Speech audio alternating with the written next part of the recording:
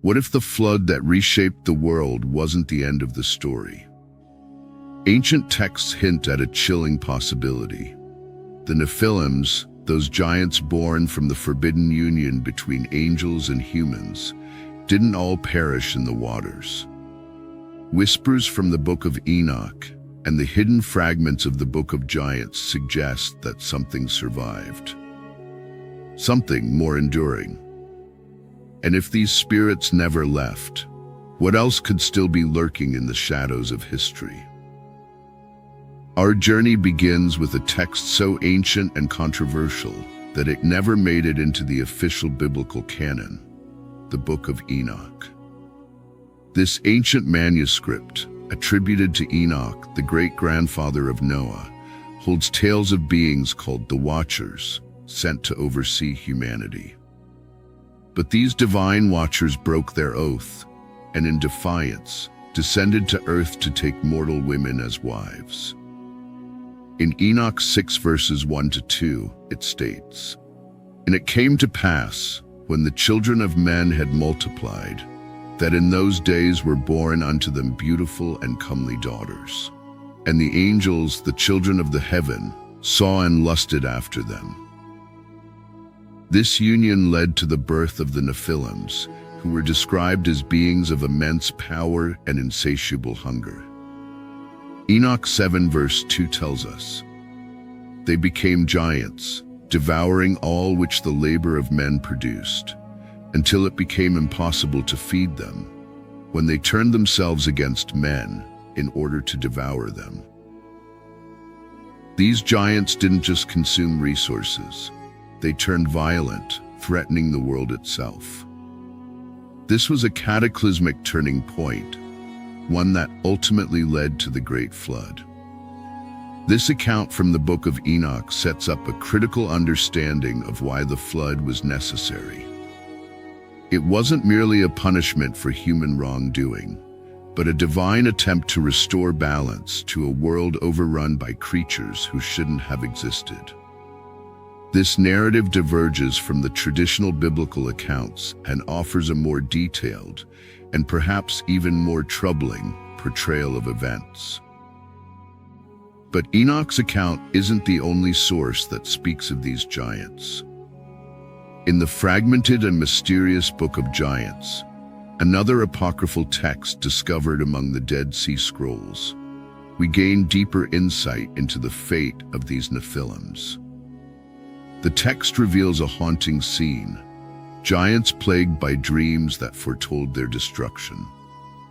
One such giant, known as Mawe, dreams of a great flood that would wipe them out. The fragments describe how Mawe sought out Enoch to interpret these ominous dreams, hoping to find a way to escape their fate. Enoch's warning was clear: their sins had sealed their doom. The Book of Giants paints a picture of beings grappling with their impending judgment, knowing that a divine punishment was on its way. Despite their knowledge of the coming flood, their actions did not cease.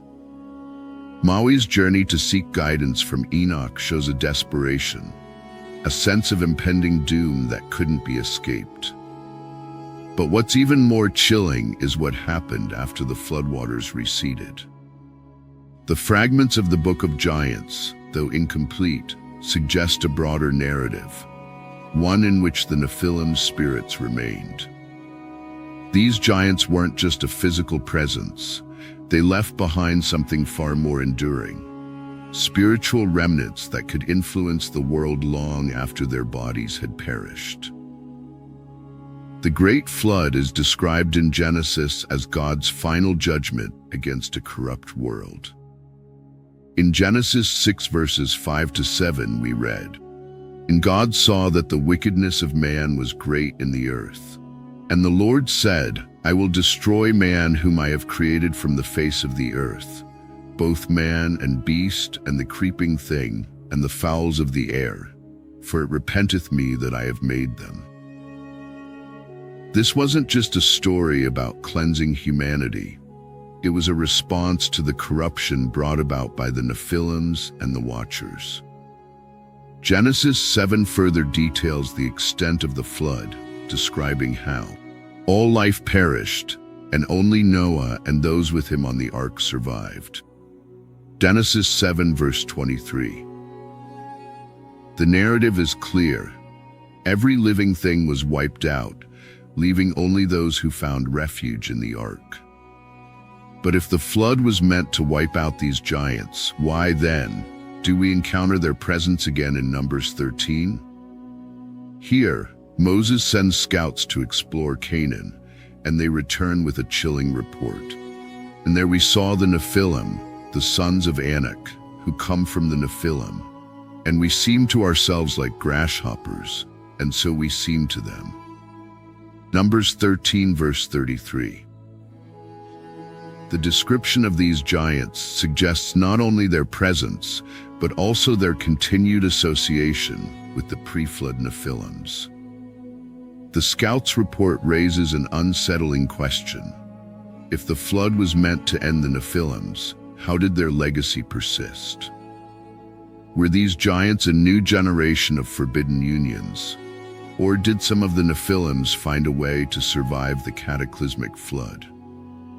This question has puzzled theologians and scholars for generations, leading to theories that challenge the conventional narrative.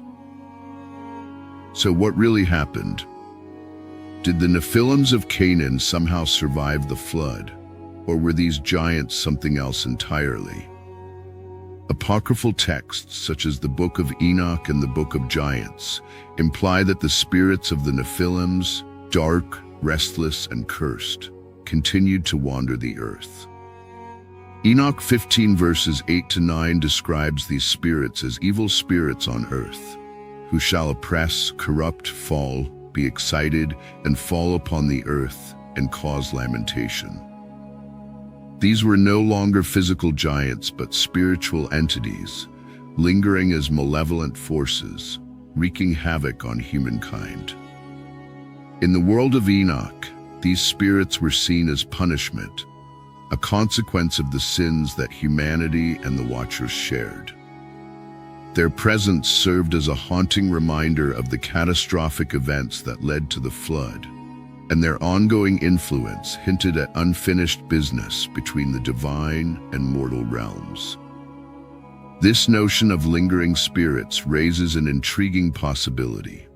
Could these evil spirits have continued to influence events throughout biblical history? And if so, how much of the corruption and conflict that followed can be traced back to the Nephilim's spiritual remnants? This opens the door to a deeper, perhaps more troubling question. Are the Nephilims truly gone, or do their spirits still haunt the world, influencing mankind in unseen ways? But the Nephilim's story doesn't end there.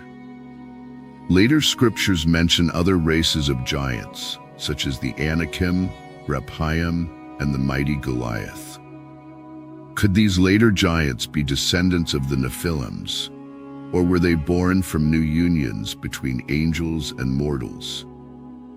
In Deuteronomy 2 verses 10 to 11 we read, "The Emim formerly lived there, a people great and many, and tall as the Anakim. Like the Anakim, they are also counted as Rephaim, but the Moabites call them Emim." This passage suggests that multiple groups of giants coexisted, each carrying a distinct legacy linked to the Nephilims. And in 2 Samuel 21 verses 16 to 22, we see a clear connection to these ancient giants. Ben-Ish-by-Benob, one of the descendants of the giants, thought to kill David. These four were descended from the giants in Gath, and they fell by the hand of David and by the hand of his servants. This passage not only confirms the persistence of these giants, but also ties them to Goliath, the giant warrior defeated by David. So, what can we infer from these accounts? Did the Nephilim somehow survive, passing down their cursed lineage through the ages? Or did new giants arise from other unions, perpetuating a cycle of forbidden acts that defied divine order? These giants posed a threat not just in terms of physical strength, but as symbols of defiance against divine order. Leaders like Joshua and David faced them head-on, understanding that their presence wasn't just a challenge to human power. It was a spiritual challenge to the balance between heaven and earth. The Bible's mention of the Rephaim, for instance, adds another layer to this mystery. The word Rephaim is often translated as giants, but it can also mean the dead or shades. This dual meaning hints at the spiritual remnants of these beings, echoing the Book of Enoch's descriptions of evil spirits born from the Nephilim's legacy. This connection between the physical and spiritual is a recurring theme, suggesting that the giants we encounter in the Bible are more than just flesh and bone. What we know is that the Nephilim story didn't end with the flood. Whether through restless spirits haunting the earth, new generations of giants arising from forbidden unions, or ancient fears that have never truly faded. This is a mystery that weaves its way through both sacred and apocryphal texts. If these ancient sources reveal anything, it's that the story of the Nephilims is far from over. So, what else might we be missing? Thank you for joining us on this fascinating journey. If you found this video enlightening, please like, share, and subscribe to our channel for more insights into biblical stories and their hidden meanings.